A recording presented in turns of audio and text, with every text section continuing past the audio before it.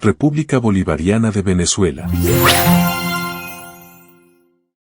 Bienvenida comunidad universitaria y del magisterio venezolano a la sesión titulada Componentes y fundamentos teóricos de la matemática, una visión crítica y contextual.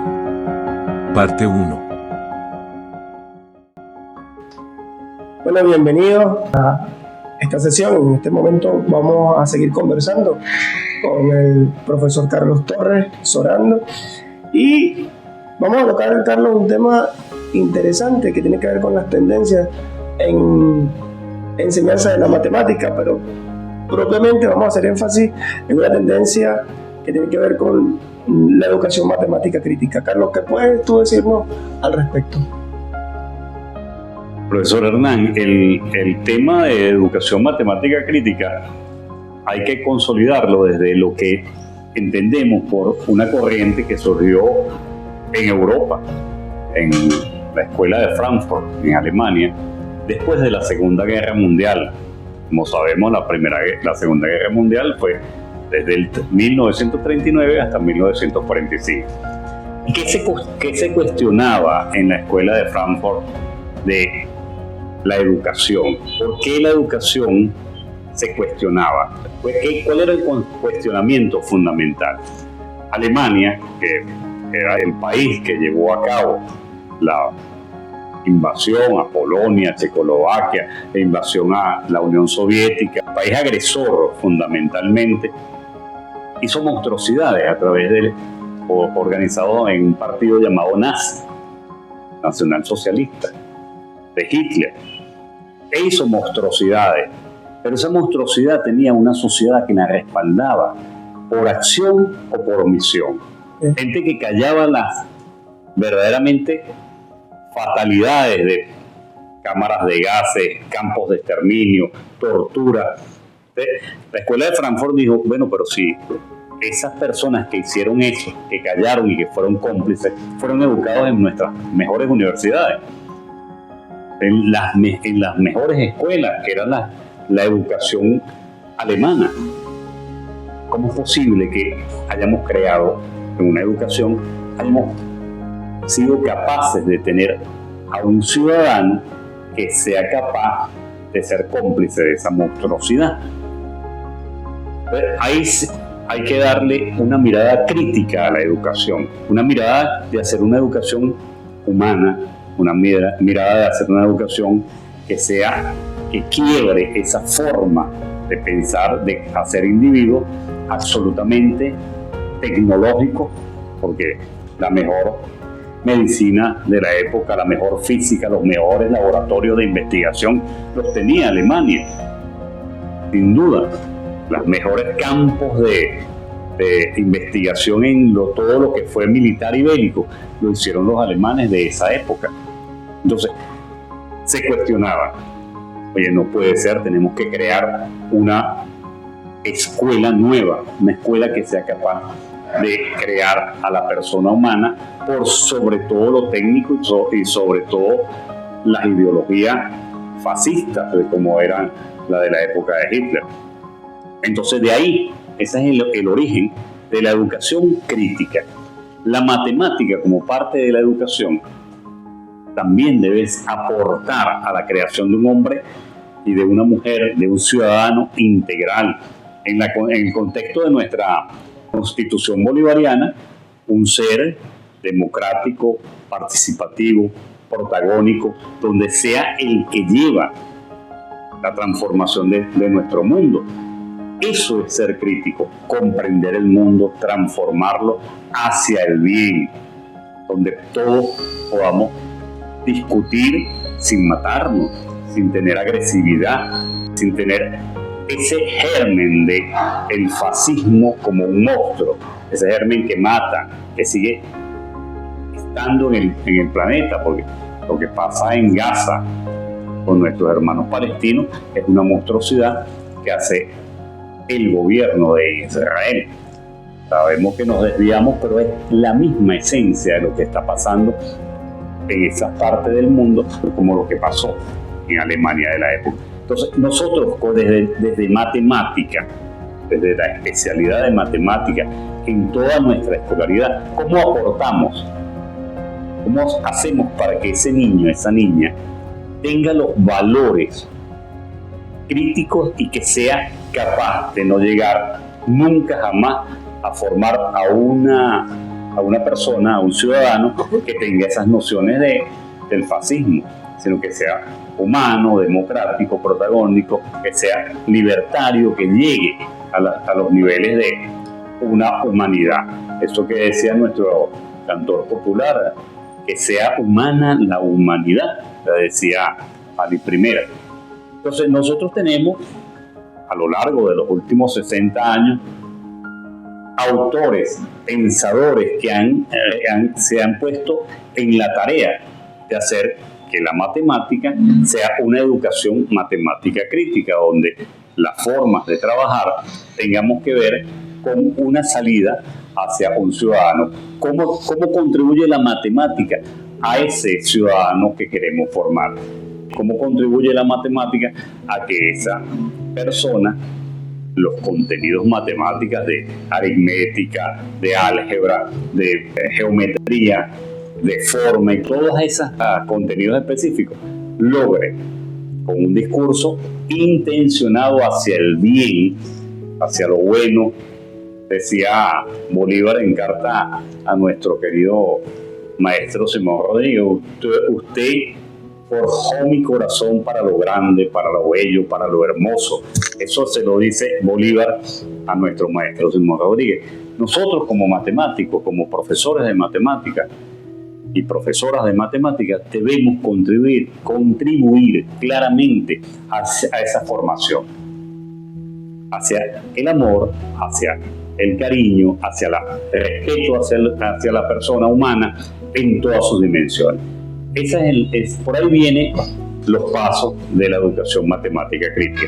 Hemos tenido autores como Oleg Cosmose, recientemente fallecido. Él tiene un libro de los años 1994, si mal no recuerdo, que hace una filosofía de la educación matemática crítica.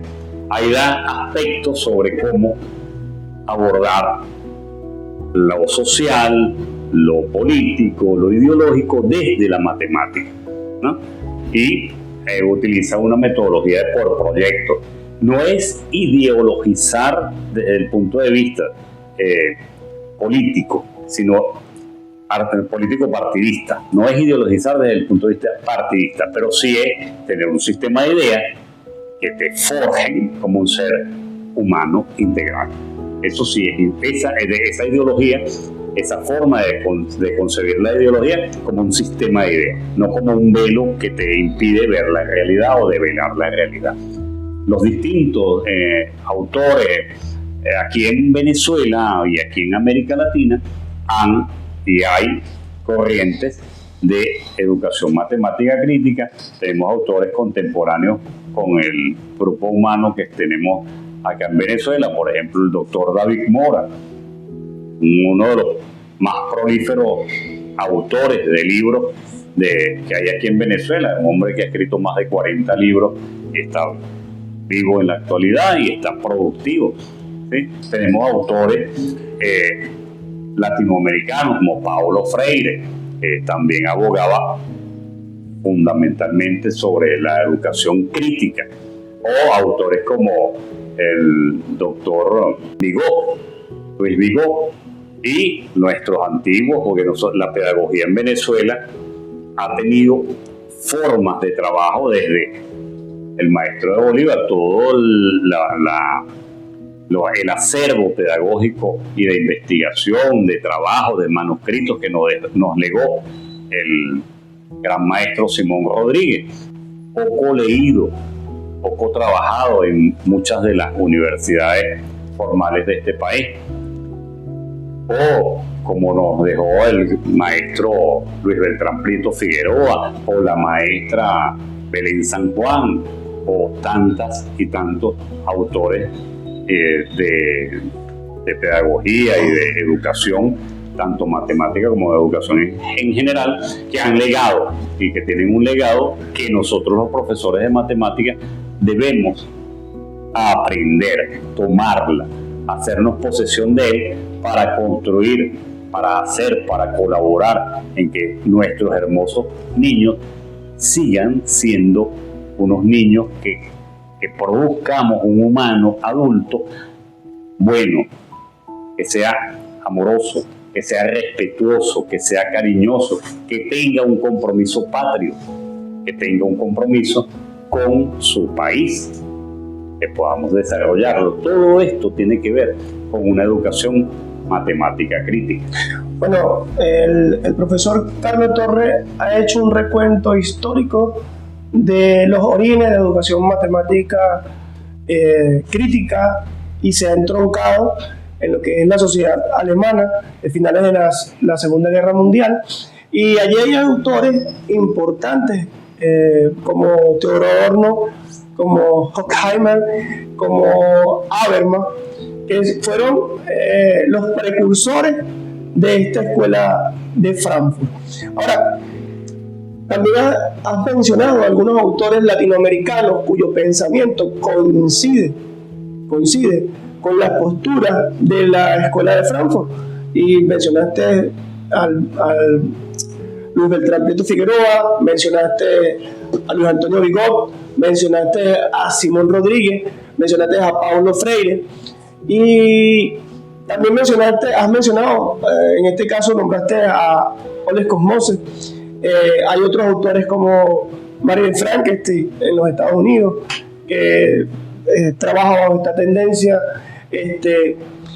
pero viendo ese recuento, nosotros también has mencionado pues que la importancia de que el docente se forme con una visión crítica para generar un ciudadano capaz de responder a las necesidades de nuestro país, pero además un ciudadano que responda a los preceptos constitucionales, un ciudadano participativo, un ciudadano protagónico, un ciudadano que intervenga de manera constante en los asuntos de carácter político, económico y social en nuestra república.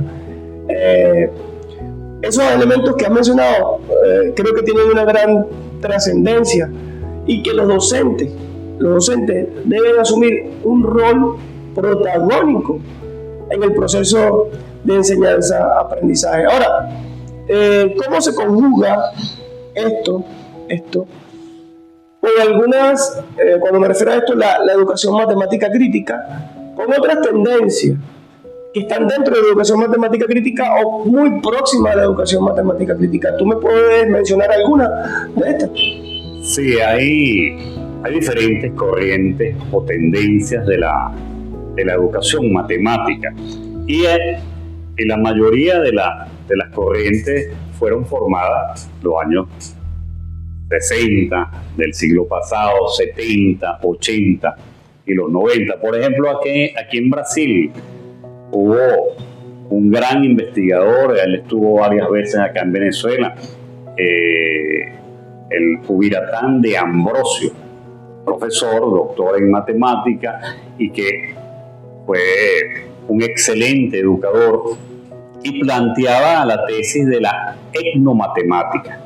Okay. La etnomatemática, diciéndole a la matemática eurocéntrica, en que los pueblos de este lado del continente y todos los pueblos tienen una matemática particular, desarrollaron la matemática como una actividad propia. Esa forma de hacer matemática es una matemática de los pueblos, ¿no? Ubiratán de Ambrosio planteaba eso y también planteaba que la etno, él utilizaba también la forma etno como una forma de decir un grupo humano, por ejemplo. No es lo mismo el cómo abordamos y el cómo trabaja en una zona rural de Anzoátegui a una zona urbanizada de una parte del este de Caracas. Son completamente diferentes aun cuando tienen unicidades. Todos somos venezolanos, pero la forma en que concibe el mundo un niño de una zona rural del estado de Anzoátegui es distinta a la forma como está acostumbrado un niño de una zona de clase media alta de Caracas. Esa etnomatemática, por ejemplo, hay un escrito de una pupila de Ambrosio, Teresina Carajer. Dice, en la escuela, 0, en la vida 10. Y es un libro que trata sobre la vida de los niños, la matemática de los niños que venden en el mercado. Los niños en el mercado, en el contexto del mercado, no hay quien le quite un bolívar. Un real, no se pelan, no fallan en las cuentas. ¿Sí? Pero en la escuela, 10 más 15 no lo comprenden bien. En cambio, en la vida, $10 más o 10 reales en Brasil más 15 reales son 25 y eso lo suman rápidamente. En cambio, la matemática escolarizada pareciera que no llega a ese saber. ¿No? Entonces, hay corrientes, la etnomatemática, entonces hay que tomar en cuenta las realidades. Hay otras corrientes en nuestro continente, por ejemplo, los mexicanos, o una corriente hecha en México que se llama socioepistemología, de Ricardo Cantoral. Lamentablemente, recientemente, ha fallecido Ricardo Cantoral. Pero un hombre que también dice que lo social, hay que buscar las raíces del concepto matemático en el origen que le dio socialmente ese concepto matemático y entenderlo, ¿no? Incluso también desde nuestros propios pueblos. Hay Alan Bishop, que habla de matemática social. Alan Bishop en particular merece un capítulo aparte, por la forma tan clara en que él plantea que hay una serie de regularidades que todos los pueblos, desde los pueblos que peyorativamente llaman primitivos hasta los pueblos más modernos, han hecho matemática. Todos. La matemática no es una construcción de unas personas cabezudas, sesudas, que piensan más que los demás. No, la construcción de la matemática es una construcción social. Igual que lo decía Ubiratan de Ambrosio en su etnomatemática, o lo dice Ricardo Cantoral. ¿Sí? Eso que dice Bicho es que hay unas actividades propias que tienen que ver con todo nuestro currículo, desde inicial hasta bachillerato y universitario. Que podemos desarrollar esas actividades de Alan Bishop, ¿no? Contar, todos los pueblos han contado, cuentan cantidades, cuentan en diferentes idiomas, en sus diferentes realidades, en sus diferentes contextos, miden, tienen medición de distancia en sus sistemas métricos, en sus sistemas de medida, ¿sí? Todos los pueblos, todos, juegan. El juego es una actividad propia del ser humano. Entonces, si nosotros sabemos eso, entonces tenemos que poner a los muchachos a hacer matemáticas con algunas actividades lúdicas que son propias del niño. No puede ser que jugar sea una actividad propia de preescolar, pero ya en primaria se reduce muchísimo la forma de la libertad de movimiento que había en preescolar, y en primaria el juego se disminuye, pero en bachillerato el juego prácticamente se anula, ¿no? Cuando el juego es propio, es una actividad propia del ser humano, ¿sí? Medir, explicar, darnos explicación. Todos los pueblos del mundo han tratado de entender el mundo y darse una explicación. Y localizar. Localizar. ¿Sí? Fíjate que localizar, medir y contar tienen que ver con contar es de 1 en 1, 2 en 2, en 3 en 3. Contar tiene que ver con lo discreto, y medir con lo continuo. Medir, contar, localizar, jugar, explicar. Entonces tenemos localizar como otra de las actividades propias de todo pueblo. sea de la costa o sea de la selva, tú pones a un citadino en una selva, te pierde. En cambio, pones a un autóctono de la selva, él sabe cómo moverse, él sabe cómo localizarse. Fíjate que la localización desde la matemática occidentalizada tiene que ver más con un sistema de coordenadas, ¿no? Una geometría de cómo me activo, si con las estrellas o con los árboles, con las diferentes matices de color, pero me puedo localizar. Entonces, todas estas actividades, estas 6 actividades de bicho, nos sirven para nosotros poder utilizarlo como herramientas curriculares y como herramientas que, si el niño socialmente carga eso desde su concepción de ser humano, tenemos que utilizarlas para enseñar matemáticas, pues son actividades matemáticas que todo ser humano se pasea por ellas. Bueno, el profesor Carlos ha mencionado algunas tendencias próximas a la educación matemática crítica o que quedan dentro de la educación matemática crítica. Hay otras como la educación matemática realista o en contexto, la modelación matemática y la alfabetización matemática, que juegan un papel importante. Hay autoras como Marion Frankenstein, que hemos mencionado antes, forma parte de esta tendencia, lo que es la alfabetización matemática. Ahora, Carlos, el reto para el docente, viendo lo que tiene que ver con la educación matemática crítica, los componentes y contenidos y la formación que debe hacerse con este docente. ¿Cuáles son los retos que debe tener este docente y el reto que tiene la misma universidad y el Ministerio de Educación en la formación de este docente con una visión crítica de la realidad? Sí, porque un docente tiene que tener clara cuál es su perspectiva, el para qué yo soy profesor de matemáticos, para qué le va a servir y para qué le va a gustar la matemática al niño o a la niña o al joven. A veces decimos que hay cosas que se dan en el currículo y que no sirven para nada. Bueno, eso es cuestionable, porque tú puedes decir, mira, ¿para qué me sirve un cuadro de un inminente venezolano, Carlos Cruz Diez? ¿Para qué me sirve?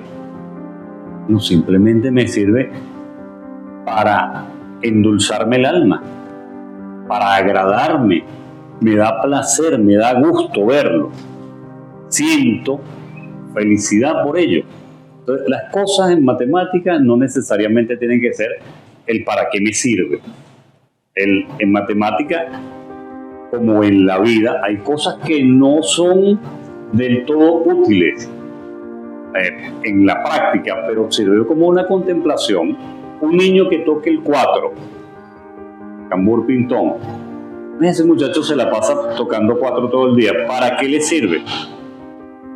Ser humano, para crecer como ser humano. ¿Cuál es el reto que tenemos nosotros los docentes y las docentes de matemáticas? Inculcarle a estos pupilos, a nuestros estudiantes, el amor por la matemática. Si la maestra no ama la matemática, tiene que estudiarla porque hay cosas que a todo el mundo no le va a gustar la matemática como pasión, así como no a todo el mundo le gusta tocar un instrumento como pasión, o no a todo el mundo le gusta estudiar medicina o enfermería.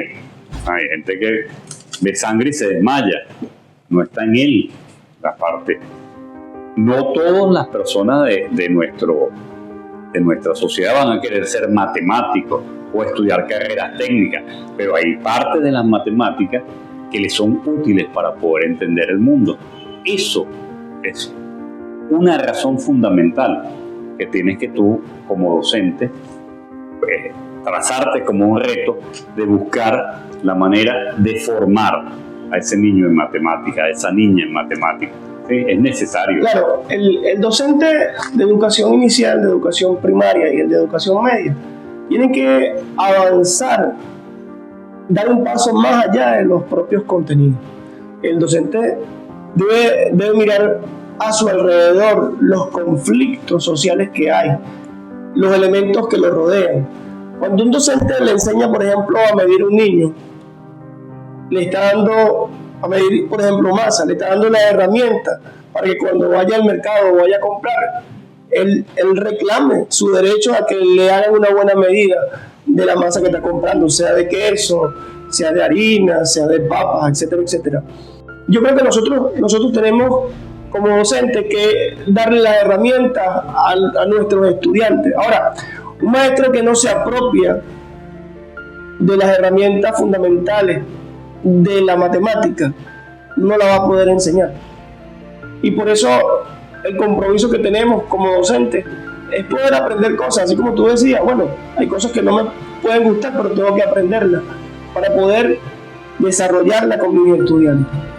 Y que el estudiante desarrolle esa capacidad de pensamiento crítico, un proceso de abstracción, pero de un pensamiento crítico que sea capaz de tomar decisiones y juzgar ante un hecho o evento que le suscite a este muchacho o suscite en la sociedad. Entonces yo creo que allí el docente debe tener un compromiso mucho más allá de los contenidos, es mostrarle al estudiante cómo estos contenidos van a permitirle tomar decisiones en su vida, no solamente los 10 años, 12 años, 15 años, sino cuando le toque tomar decisiones desde el punto de vista político, económico y social. Bueno, Carlos, si tienes alguna otra cosa que decir. Sí, uno siempre, como docente, ha querido y ha impulsado y ha estudiado en función de que la matemática sea un eje transversal donde los contenidos vayan formando en lo cotidiano a ese niño. No debemos esperar a que ese niño se vuelva un hombre para que él empiece a verle la utilidad a la matemática. Los niños, cuando tú hablas con ellos, los niños, aun cuando son niños, ellos entienden que son un ser, una persona, y tú nunca ves a un niño que se sienta pequeño. Nosotros somos los adultos somos los que sentimos chiquitos a los niños, pero un niño siempre es, no, ya yo soy grande. El niño entiende que el momento que está viviendo es el momento donde él va a usar, va a sentir, va a entender cada uno de los contenidos de matemática, hasta cualquier geografía, sociales, cualquier actividad, cualquier lenguaje. Y debemos nosotros como profesores de matemática ligarla. No solamente de matemática, inicial y primaria, que trabajan bastante matemática. Claro, y la maestra. Tenemos que ver el mundo como un todo. Lo separamos en áreas por cuestiones metodológicas curriculares, pero la vida está integrada, la vida es una sola.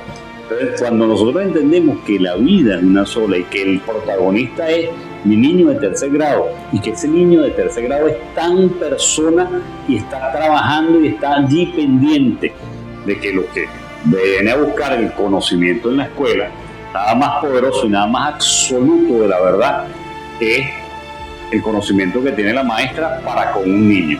El niño escucha a la maestra y eso es palabra cierta. No te la cuestiona. La maestra es la que tiene la verdad, la autoridad del maestro. Tú tienes experiencia de que tú le dices a un niño, mira, no, pero a tu hijo o a tu hija, eso no es así como dice tu maestra, más vale que no. Dice, tienes que respetar a la maestra. Como todos pueden tener algún error, ¿no? Alguna falla, como todo ser humano. Mira, vamos a ver qué pasó aquí, que yo tengo, déjame hablar con la maestra, pero con todo el respeto del mundo. Pues la maestra es una profesional que está dando lo mejor de ella para formar a nuestros hijos. Nosotros depositamos en nuestras maestras y nuestras profesoras y profesores, depositamos la confianza de la cosa más querida que tenemos, que son nuestros niños. Le damos gran parte de la vida de nuestros niños, la las maestras están con ellas. En la casa estamos quizás en otra realidad, la realidad de la casa. Entonces, la confianza y la responsabilidad que lleva esta profesión tan hermosa que es la profesión docente es gigantesca. Y más aún cuando tú estás formando como maestra, como docente, el futuro. Esos niños que debemos enseñar a ese niño, no la Venezuela que tenemos, sino estamos enseñando para la Venezuela de 20 años adelante. En un continuo estamos formando al niño que va a ser el futuro de este país. Esa es nuestra responsabilidad. Y ese futuro se forma cada día. Todos los días es el futuro. Y ese niño hay que respetarlo y hacerle ver que lo que le estoy enseñando ahorita, lo que estamos construyendo más que enseñando ahorita, esos contenidos que estoy construyendo con él, son útiles y le van a hacer útiles y le van a producir alegría, le van a producir satisfacción y van a contribuir a formar a una persona humana, a un ser humano verdaderamente democrático, participativo, protagónico, que sea digno de esta patria de Bolívar. Bueno, Carlos, muchas gracias a ustedes por escucharnos en esta disertación y esperamos verlo en otra oportunidad.